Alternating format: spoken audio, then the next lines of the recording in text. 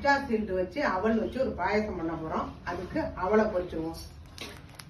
பாயசத்துக்கு வறுத்தாச்சு. இதை அப்படியே குக்கர்ல போட்டு 3 இந்த சுடுதண்ணி கொதிச்சு விட்டுட்டு இதை அப்படியே ஊற்றுவோம். 2 டம்ளர் வச்சிருக்கேன். சின்ன டம்ளரால 1/2 டம்ளர் அவல் எடுத்தேன். அப்படியே மூடி ஒரு 2 விசில். சப்ஜா சீல்டுல நம்ம நல்லா கொதிக்க வச்சு வெளியில் வச்சுக்கணும். எடுத்துருக்கேன் 1 டம்ளர் தண்ணி. நல்லா வெள்ளம் உருகட்டும். சப்ஜா சீல்டு ஊறி சூப்பரா வந்துருச்சு பாருங்க, ஜவ்வரிசி மாதிரி. அவ்வளவுதான். இதை நம்ம அவல்ல கொட்டிடலாம்.